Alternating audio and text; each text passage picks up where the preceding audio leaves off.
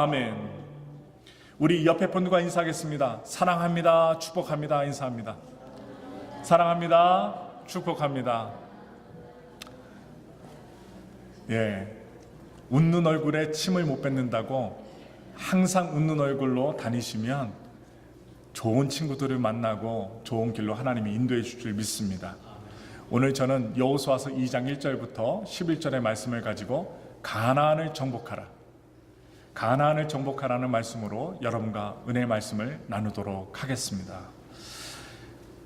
이 이스라엘 백성들이 40년 동안 광야에서 방황생활 하다가 가나안 땅에 들어가게 됩니다. 이 가나안 땅은 이스라엘의 백성들의 꿈이요, 희망이요, 목표입니다. 만약 그들에게 이 꿈이 없었더라면 그들은 광야에서 지쳐 쓰러지고 말았을 것입니다. 예수님을 믿는 우리 모두에게는 꿈이 있고 희망이 있습니다. 아무리 나이가 많으셔도요, 꿈이 있어요. 자손들을 향한, 자녀들을 향한, 또한 자기 자신을 향한 꿈과 희망이 있습니다. 개인적으로도 정복해야 될 그 꿈과 또 가나안 그 소망이 있고, 교회적으로도 그리고 이 나라와 민족적으로도 정복해야 될 가나안이 있습니다.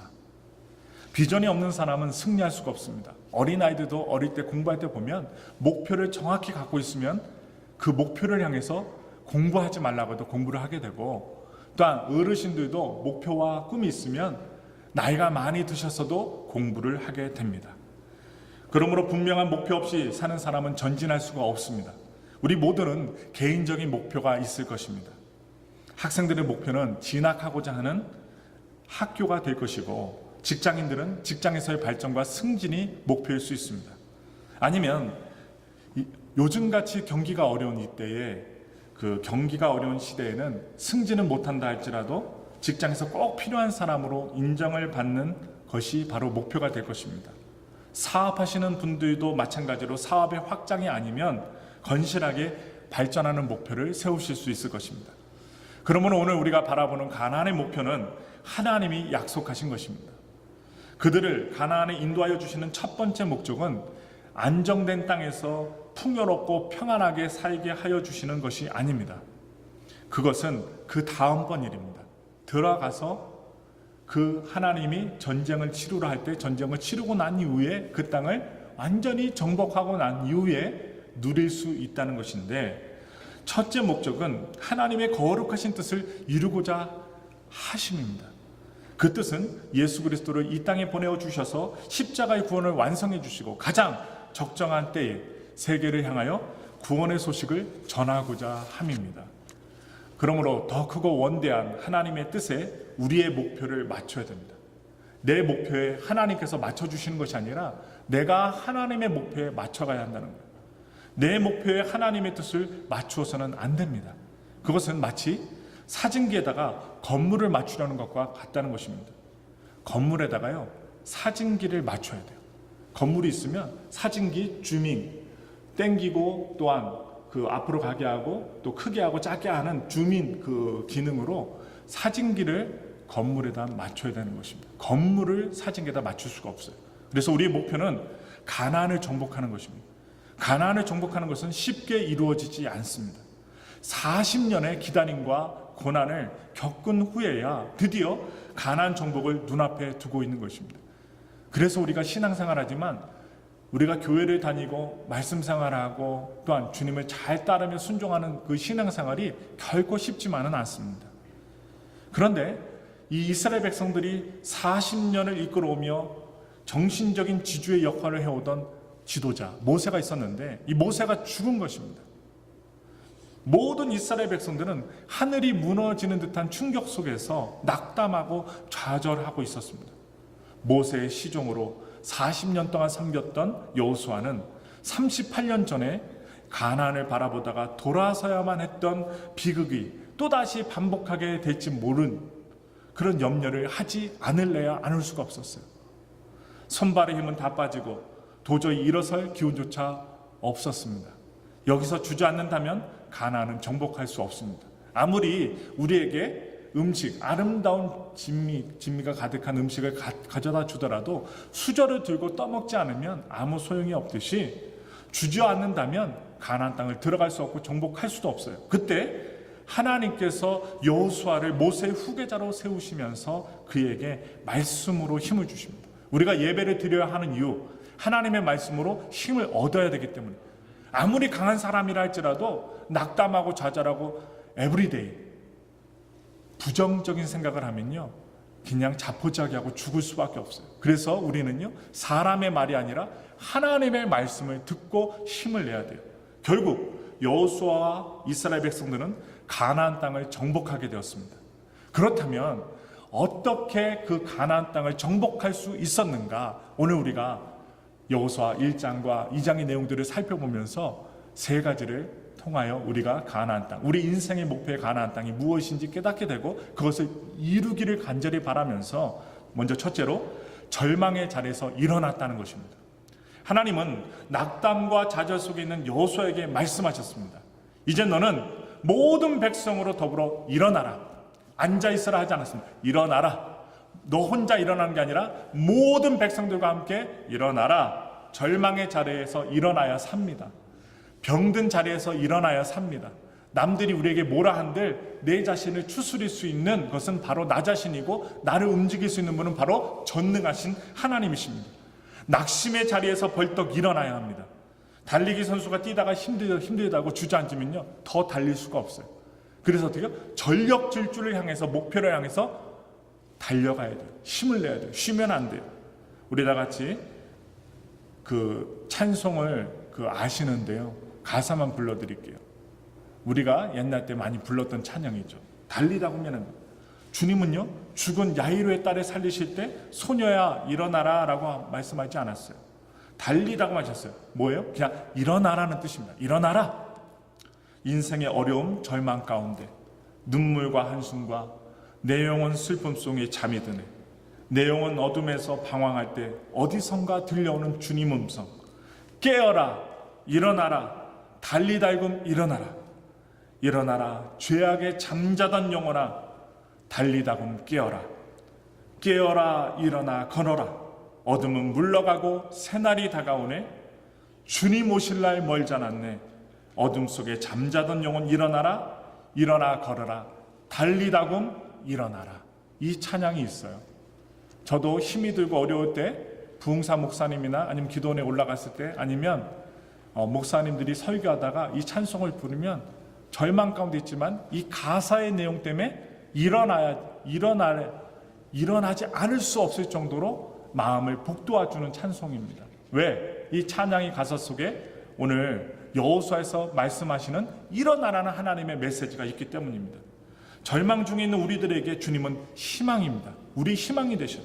우리의 능력입니다. 우리의 기쁨이 되어주십니다. 주님이 오십니다. 언젠가는 오세요. 구름 타고 오십니다. 믿는 성도들을 영광의 나라에 데려가시려고 그 주 예수님께서 다시 오십니다.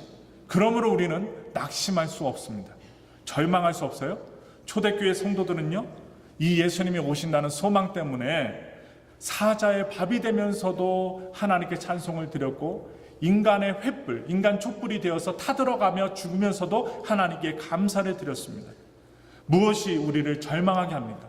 나쁜 소문을 들으면요, 절망하게 돼요. 우리 주변에 아는 사람들이 안 됐다는, 그리고 병들었다는, 문제가 생겼다는 이야기를 들으면 우리도 절망합니다. 그러나 나폴레옹의 사전에는 절망이라는 단어가 없답니다.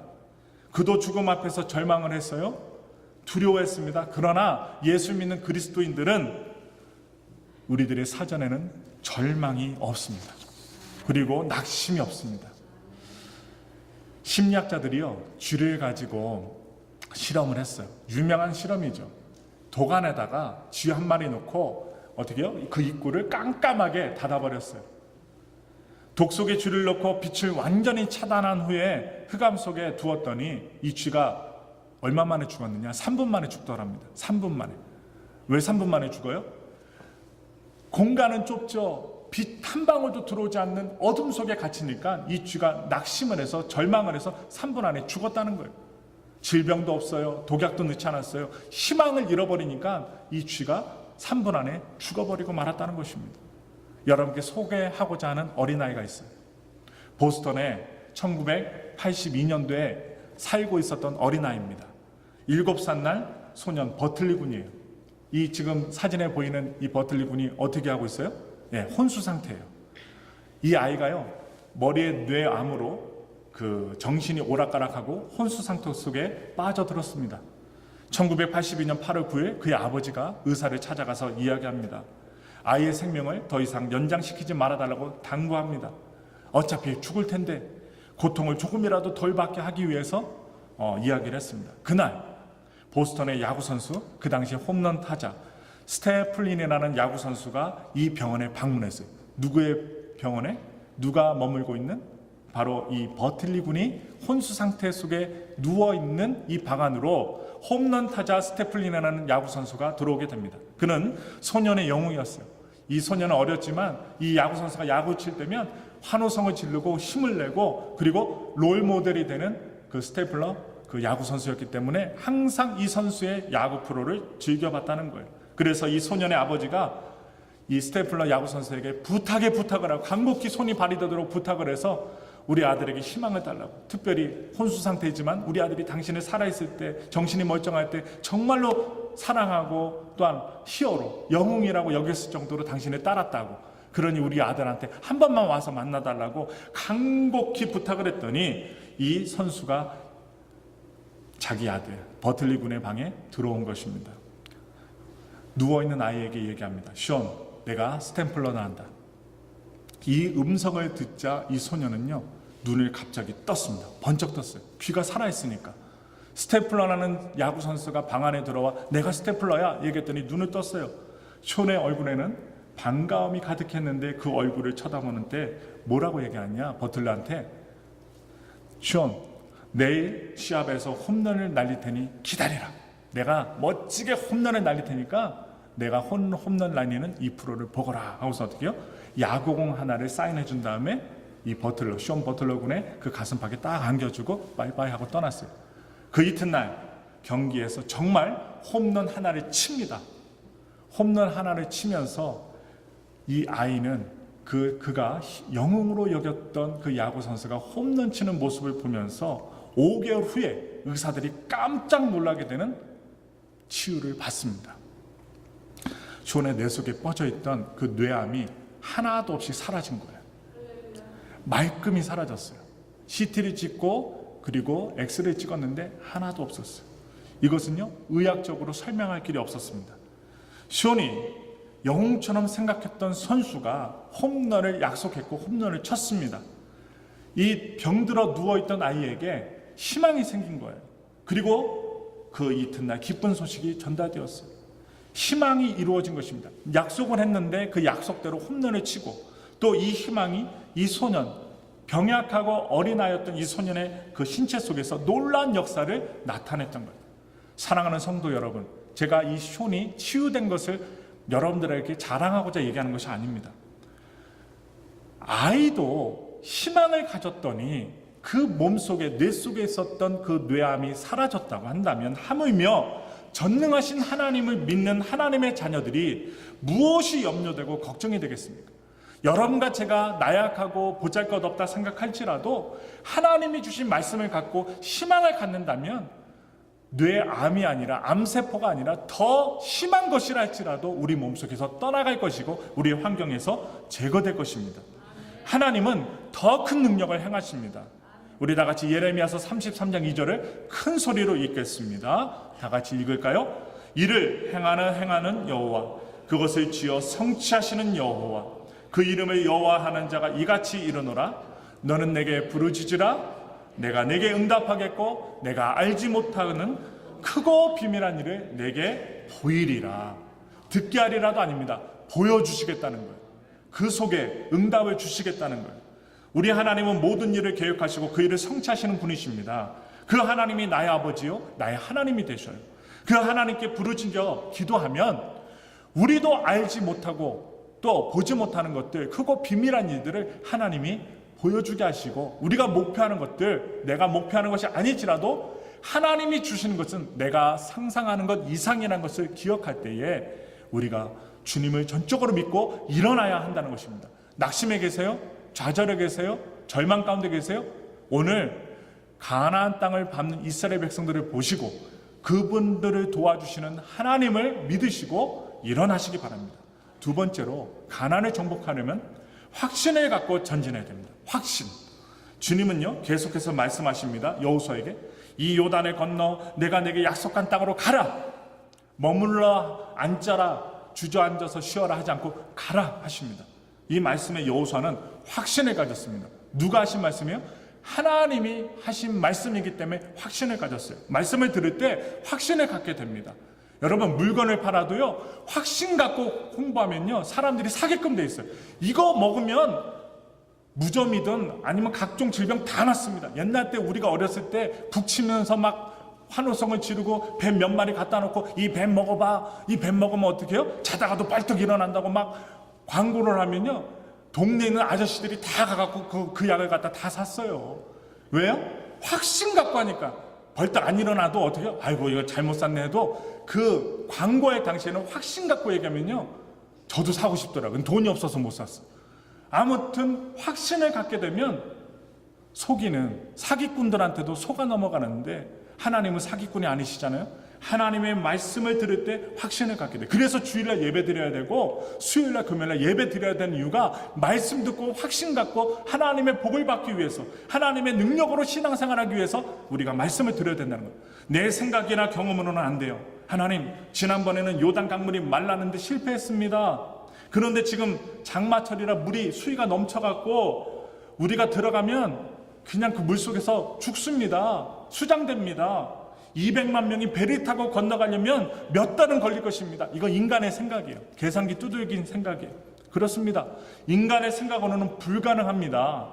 승산이 없습니다. 그러나 여호수아는요 하나님이 기도할 때 말씀을 주시니까 포기하지 않고 하나님의 말씀에 귀를 기울입니다. 사람의 말이 아닙니다. 하나님의 말씀에 귀를 기울였어요.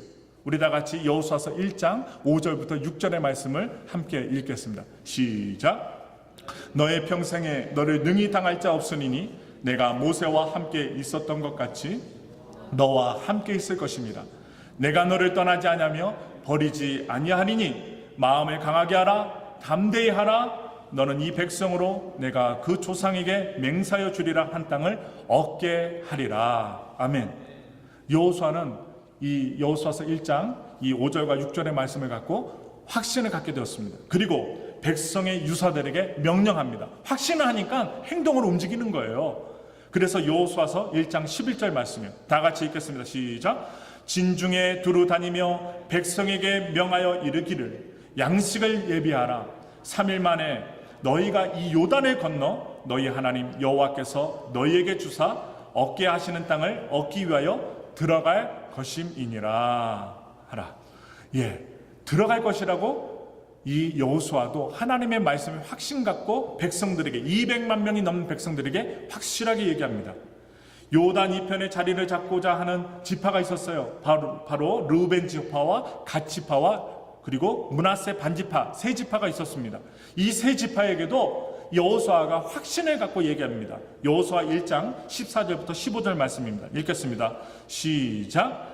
너희 처자와 가축은 모세가 너희에게 준 요단 이편 땅에 머무리려니와 너희 용사들은 무장하고 너희의 형제보다 앞서 건너가서 그들을 돕고 여호와께서 너희로 안식하게 하신 것 같이 너희 형제도 안식하게 되며 그들도 너희 하나님 여호와께서 주시는 땅을 얻게 되거든 너희는 너희 소유지 곧 여호와의 종 모세가 너희에게 준 요단 이편 해돋는 편으로 돌아와서 그것을 차지할지니라. 아멘.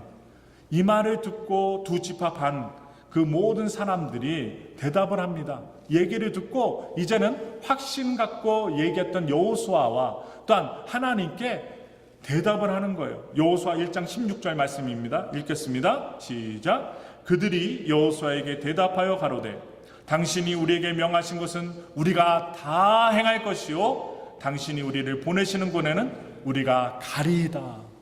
멈칫멈칫했던 사람들이 모세가 죽은 이후에 여호수아도 백성들도 벌벌 떨었어요. 갑자기 바라봤고 그리고 하나님의 음성 듣고 200만 명을 통솔했던 지팡이 하나만 들고 기도하며 하나님의 영권을 갖고 지혜를 갖고 이끌었던 모세가 죽었을 때 다 땅 바라보고 우리 어떻게 하냐, 우리는 다 죽었다, 가나안 땅에 들어가도 싸워도 이길 승산이 없다 하고 좌절하고 낙심했는데, 하나님은 다른 계획을 하셨어요. 다른 계획을 보여주시고 결정하시고 운행하셨어요. 여호수아를 딱 세워주시고 그가 하나님의 음성을 듣게 하고 확신 갖게 하시고, 그가 확신에 찬 모습으로 이야기를 하니까 백성들이 뭐라고요? 다 행하겠습니다. 명하시는 곳에 가라고 하면 우리가 다 가겠습니다. 이 말이 무엇이냐? 백성들이 다 여호수아처럼 확신을 갖게 되었다는 거예요. 여러분, 부탁드립니다. 여러분들이 아무리 질병에 걸리고 이 세상에서 사업을 하시다, 직장을 다니시다 망하고 어두운 길에 갔다 할지라도 하나님이 기도하는 사람들을 통하여 산다고 하고 새로운 길을 열어주신다고 하고 살려주신다고 하면, 의사의 말, 경제 전문가의 말을 믿기보다는 하나님의 말씀을 갖고 확신 갖고 일어나길 바랍니다. 믿으시기 바랍니다. 저는요, 제가 병원에 가서 신방을 할 때 가장 안타까울 때가 언제냐, 또 가장 기쁠 때가 언제냐, 의사는 죽는다고 해요. 이 사람 3개월밖에 못 살아요. 암이 다 퍼져갖고 죽어요. 그런데 그것을 믿고 알고 하면서 예수님의 예자도 안 찾고 하나님도 안 찾고 기도할 두 손 모으는 그 모습도 보이지 않는 모습을 볼 때 금방 돌아가시더라고요. 왜? 절망하니까. 왜 내가 죽어야 돼? 나보다 더 못된 짓 한 저 옆 동네에는 개똥이가 죽어야 되는데 왜 내가 죽어야 돼? 그럼 절망하는 사람은요, 석 달도 못 가요. 그런데 배운 것도 없으세요. 잘난 것도 없어요. 그런데 어떻게 해요? 신앙만큼은 돈독해요. 그래서 하나님께 기도해서 성도들이 가서 눈물을 뿌려 기도할 때 삽니다. 우리가 기도합니다. 금식해서 기도하고 새벽마다 기도하고 할 테니 힘을 내세요. 그 확신의 믿음의 말을, 하나님의 말씀을 믿고 아멘 아멘 하면서 그 병석에서도 기도하면서 또한 죄를 회개하면서 나가시는 분은 오히려 살게 되더라고요. 여러분, 세상 사람들의 말을 확신해서 듣지 말고 하나님의 말씀을 확신하여 들으면 죽을 사람 살려주시고 망한 사람 일으켜 세워주시고 피할 길을 주시고 은혜를 주신다는 사실을 굳게 믿으시기 바랍니다. 38년 전에 가나안에 들어가지 못한 이유는요, 불신 때문입니다. 하나님의 능력을 불신하고 두려워했기 때문에 되돌아서게 되었던 것입니다. 하나님은 불신하던 당시 20세 이상이 되었던 갈렙과 여호수아를 제외하고 모든 사람들, 그가 말했던 대로, 그들이 생각했던 대로 다 광야에서 죽게 하시고 믿음의 사람들만 남게 하셔서 가나안의 주인공으로 삼으셨어요. 오늘 말씀을 듣는 여러분들은요, 남들은 안 된다고 할 때 뭐라고요? 된다고 하셔야 돼요. 절대 절망 가운데 희망 주시는 하나님 나는 믿습니다 하고 어떻게요? 나를 세워주심을 믿습니다. 내가 공경에 처했지만 나를 건져내어 주시옵소서.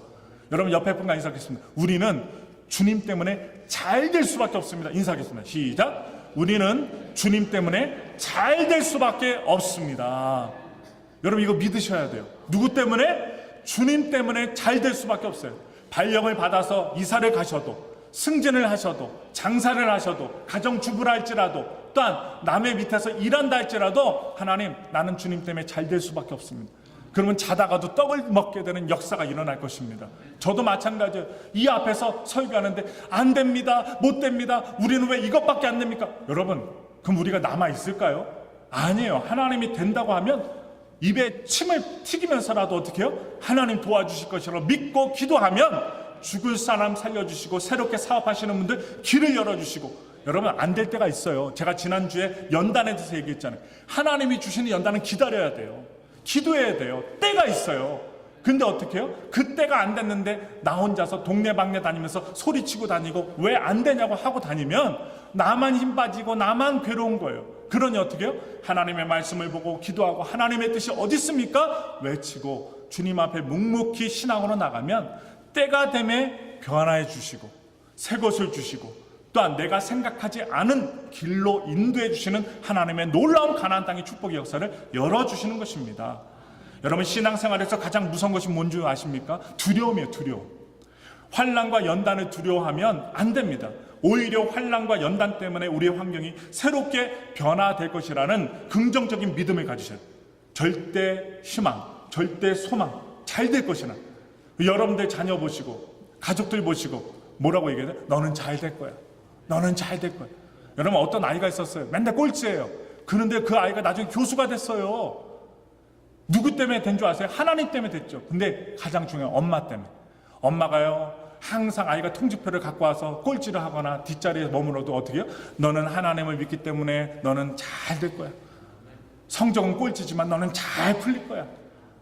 성적표 갖고 갈 때는 어떻게 해요? 엄마한테 혼나지 않을까? 너는 맨날 엄마 아빠가 돈도 대주고 학원도 보내주고 잘 해주는데 맨날 꼴찌 하냐? 나가 죽어버려라. 예, 벼락을 맞아 어떻게 하라. 막 이런 말 안 하고 엄마가 어떻게 해요? 항상 머리를 쓰다듬어주고 안아주면서 너는 잘 될 거야, 잘 될 거야. 그 말대로 잘 됐어요. 여러분, 그래서 우리가 말 조심해야 돼요. 이 사람은 잘 될 겁니다. 나도 잘 될 겁니다. 우리 모두는 잘 될 겁니다. 하나님 안에서 우리는 형통의 길을 갈 것입니다. 말 한마디를 하더라도 축복된 말, 은혜의 말을 해야지 가다가 콱 넘어져라. 어떻게 해요? 아유 잘못되라. 이게 아니라 하나님을 믿는 사람들은 입에서, 행동에서, 우리의 삶 속에서 은혜의 말들이 나와야 된다는 거예요. 바로 그 말대로 우리의 삶이 엮일 수 있기 때문입니다. 그래서 환경 가운데 두려움을 떨쳐버리고 믿음을 가지셔야 되는데, 영국에서 경제적인 어려움을 맞아 두려워가 있을 때 누가 나타났어요? 대처수상이 나타나요. 여자예요. 이분이 나타나서 책임을 맡아서 어려운 난국을 극복하니까 그 전보다 영국이 경제대국이 되었습니다. 어려움이 어떻게 해요? 경제대국이 되는 길로 인도한 거예요. 처음에는 정리해고로 실업자들이 늘어났어요. 그러나 기업이 회생되니까 나중에 실직했던 사람들이 다시 복직시켜서 그 회사가 잘 됐다는 거예요. 1920년대 미국에도요, 대공황이 있었습니다. 그때 누가 나타났어요? 실업자들이 늘어났고 다 안 된다, 죽는다, 우린 망한다 했는데 그것도 정상적인 사람이 아니라 쩔뚝쩔뚝한 소아마비, 루즈벨트 대통령이 딱 나왔잖아요. 온전하지 못해요. 쩔뚝쩔뚝하고 휠체어 타고 다녀야 되는데 그 루즈벨트 대통령이 되면서 경제 위기를 잘 극복했습니다. 그때 루즈벨트 대통령이 했던 말이 있어요. 유명합니다. 우리가 두려워야 할 것은 두려움 그 자체다. 지금 경제공황이고 5.1 파동이 일어났지만 그것이 두려움으로 임했는데 그 두려움 자체를 우리가 이겨내야 된다. 두려워하지 말라. 그리고 우리는 잘 될 수밖에 없다고 루즈벨트 대통령은 얘기했을 때 경제공황을 통과했어요. 그렇습니다. 가장 두려워할 것은 경제적인 위기가 아닙니다. 사람들의 마음속을 지배하는 두려움입니다. 먼저 두려움부터 몰아내셔야 돼요. 지금 우리들은 밥 굶는 일이 없지만 정서적으로, 신앙적으로 타성이 젖은 삶을 살아갈 수 있어요. 그냥 물에 물 탄 듯, 술에 술 탄 듯. 이러할 때 우리 그리스도인들은 두 가지를 버리고 한 가지를 취해야 돼요. 뭐예요? 첫째, 두려움을 버려야 됩니다. 두 번째, 안 된다는 불신을 버려야 돼요. 우리는 안 돼. 이래서 안 돼. 이렇게 될 거야. 이루어지지도 않았는데 안 된 것을 두려움으로 이루어질 것처럼 믿게 되면 그대로 된다는 거예요. 그래서 우리는 항상 가져야 될 것, 두려움과 불신을 버리고 우리가 가져야 될 한 가지는 하나님이 나와 함께 하신다는 확신을 가지셔야 돼요. 이 확신이 없으면 사람이요, 그 두려움과 불신 때문에 주저앉고 말아요. 앞으로 가지도 못해요. 아무것도 못 이룹니다. 마지막 세 번째 말씀드릴게요. 말씀에 순종해야 됩니다. 하나님은 계속해서 여호수아에게 말씀하십니다. 우리 다 같이 읽어볼까요? 여호수아서 1장 7절부터 8절의 말씀입니다. 읽겠습니다. 시작. 오직 너는 마음을 강하게 하고 극히 담대하여 나의 종 모세가 내게 명령한 율법을 다 지켜 행하고 좌로나 우로나 치우치지 말라. 그리하면 어디로 가든지 형통하리니 이 율법책을 내 입에서 떠나지 말게 하며 주야로 그것을 묵상하여 그 가운데 기록한 대로 다 지켜 행하라. 그리하면 평탄하게 될 것이라. 내가 형통하리라. 여호수아는요, 하나님께서 말씀하신 것을 모두 순종했습니다. 순종 안 하면 죽음밖에 없어요. 질 수밖에 없어요. 멈출 수밖에 없어요. 광야에서 살 수밖에 없어요. 제사장들에게 법궤를 메고 요단강으로 들어가라고 했습니다. 그리고 제사장들은 여호와의 말씀을 하나님의 말씀으로 믿고 순종하면서 강물 속으로 법궤 메고선 들어갑니다. 혼자 들어가도 가라앉는데 무거운 법궤를 메고 들어갑니다. 바로 그때 기적이 일어났습니다. 이해할 수 없는데 하나님이 명령에 순종하니까 기적이 일어났어요. 발을 옮겨 놓는 대로 요단 강물이 수위가 낮아지는 거예요. 그리고 멀리 아담 변방까지 물이 쌓입니다. 요단 강물에 물이 쌓여야 되는데 그렇게 홍수가 나서 물이 쌓여있던 물이 변방에 가서 쌓이는 거예요. 그리고 지금 건너야 될 요단 강물은 수위가 줄어드는 거예요. 요단 강물 가운데 제사장들이 서서 백성들이 모두 건너갔습니다. 한가운데 누가 있어요? 하나님의 법궤. 하나님이 그 가운데 계셨던 거예요. 물 가운데. 그랬더니 수위가 낮아지고 백성들 200만 명이 다 건너갈 때까지 물이 수위가 올라가지 않았어요. 그리고 어떻게 해요? 모두 살았어요. 결국 다 건넌 후에 궤를 맨 대제사장들이 다 건너가게 되고 모두가 살게 됩니다. 여리고성에 도착하였습니다. 여리고성은 가장 견고한 성입니다.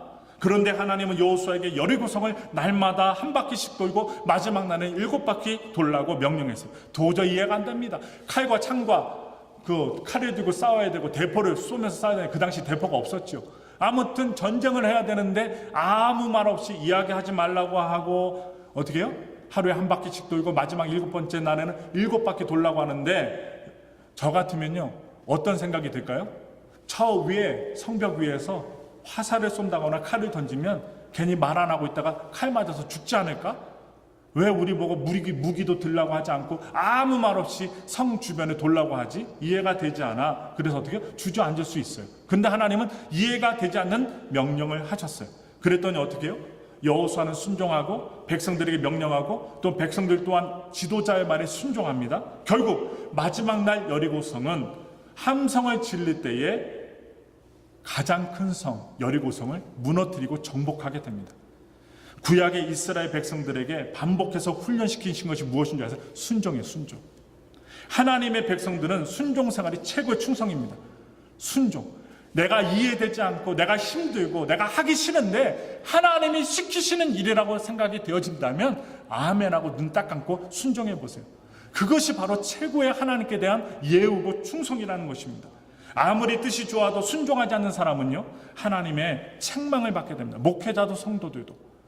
지도자 여호수아는 하나님의 말씀에 순종하고 백성들은 여호수아의 말씀에 순종하였기 때문에 가나안 땅을 정복하게 된 것입니다. 7명의 제사장들은요 무거운 양강나팔을 불면서 가게 하고 그 뒤에 하나님의 법궤를 맨 다른 제사장들이 어떻게 해요? 그 법궤를 딱 이끌고 따라갑니다. 그리고 무장한 사람들이 나팔 부는 사람 앞뒤에서 호위를 했어요. 지켜주었어요. 그리고 하나님께서 명령한 그대로 행하여 결국 여리고성은 무너졌고 함락이 되었습니다. 지체 말고 순종해야 됩니다. 순종하려면 지체하지 말아야 돼요. 우리 다 같이 여호수아서 6장 12절 말씀 읽겠습니다. 12절과 15절 말씀이요. 다 같이 읽겠습니다. 시작.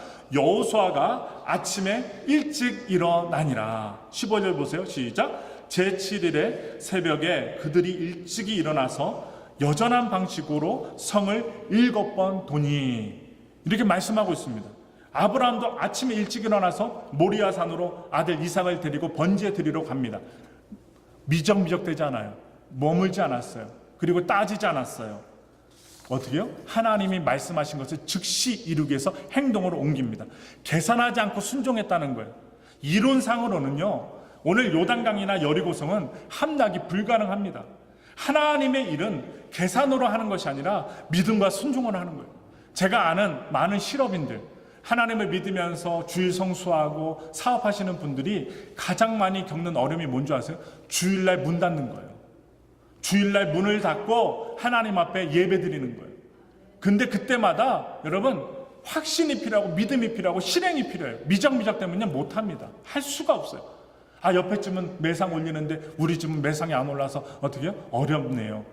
그런데 어떻게 해요? 우리가 간증을 듣고 또한 수많은 업적을 이룬 사람들은 남들이 아니라고 할 때 계산하지 않고 하나님의 뜻대로 순종하고 실행했던 사람들이 다 받아 누린다는 거예요. 바로 오늘 여호수아와 이스라엘 백성들이 그랬습니다. 불평하지 말고 순종해야 됩니다. 그래서 여리고를 돌 때 여호수아는 백성들에게 이렇게 명령했습니다. 6장 10절의 말씀입니다. 크게 읽겠습니다. 시작. 너희는 외치지 말며 너희 음성을 들내지 말며 너희 입에서 아무 말도 내지 말라. 그리하다가 내가 너희에게 명하여 외치라 하는 날에 외칠지니라. 이것을 과학자들이 실험했잖아요. 외치지 않다가 200만 명이 소리를 지르는 것을 과학자들이 실험을 했다는 거예요. 그랬더니 어떻게 해요? 지진 같은 요동이 일어나고 벽돌이 흠이 생기고 어떻게 해요? 성벽이 무너질 수 있다는 거예요. 파동 때문에. 200만 명이 소리를 지르고 에어사서 할 때 그 힘이 엄청나다는 거예요. 거기에 하나님의 지진까지 보태줬다면 여리고성 무너질 수밖에 없다는 것이죠. 그거는요, 과학적으로도 증명이 됐어요. 신명기 28장을 여러분들에게 마지막으로 소개합니다. 나중에 집에 가셔서 신명기 28장을 천천히 한번 읽어보세요. 오늘은 짧게 몇 구절만 읽을 텐데, 축복의 장입니다.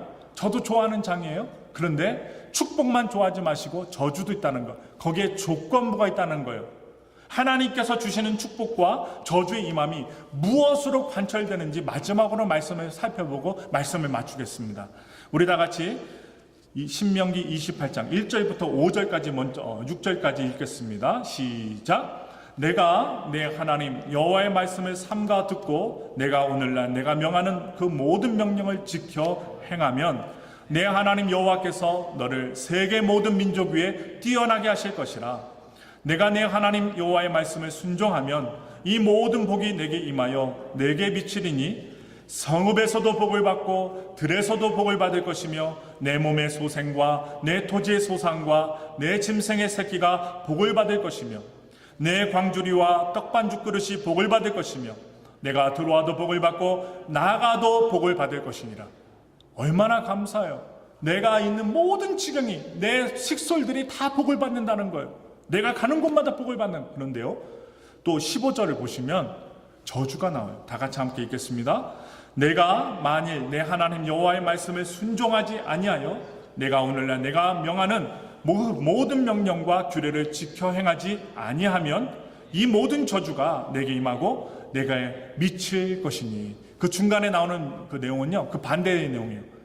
들어가도 저주받고 나가도 저주받고 딴 데 가도 안 된다는 거예요. 왜? 그 핵심적인 단어가 왜? 순종을 하느냐 안 하느냐. 아주 간단합니다. 가나안 정복의 비결은 절망의 자리에서 일어나는 것입니다. 확신을 갖고 전진하는 것입니다. 하나님 말씀에 순종하는 것입니다. 이 비결을 따라 이제는 다음 주만 되면 8월이 다가옵니다. 8월이 다가오는 이때에 우리는 7월 마지막 주일을 드리고 있는데, 앞으로 남은 5개월을 가나안 정복의 비결을 통하여 하나님의 원대한 뜻을 이루시기를 예수님의 이름으로 간절히 축원합니다. 우리 다 같이 기도하겠습니다. 기도하실 때요, 하나님의 은혜와 능력으로 우리가 소망을 갖고 이기게 하시고, 주님, 나에게 목표가 있습니다. 몸이 아프시고 문제를 만나서 전화 주실 때 기도합니다. 하나님, 왜 이런 일을 만납니까? 건강에도 잘 돼야 될 이 형편에 왜 문제를 주십니까? 그러나 다 그것에는 이유가 있어요. 주일 정도 고난을 당하고요, 사업을 하시는 분, 그러기 때문에 우리 모두는 하나님을 의지하고 하나님의 말씀을 부여잡고, 목사의 말이 아니라 사람의 말이 아니라 주님의 말씀을 믿고 확신하며 나가셔야 돼요. 우리가 확신하지 못하고 흔들리는 갈대 같은 신앙을 가졌다면 이제는 나머지 5개월 기간 동안 하나님의 말씀을 붙들고 순종하여서 이 자리도 차고 여러분들의 빈 어카운트도 채워주시고, 여러분 우리의 심령 가운데 어려운 부분들을 채우시고 또 복 주시는 하나님의 놀라운 역사를 경험하기를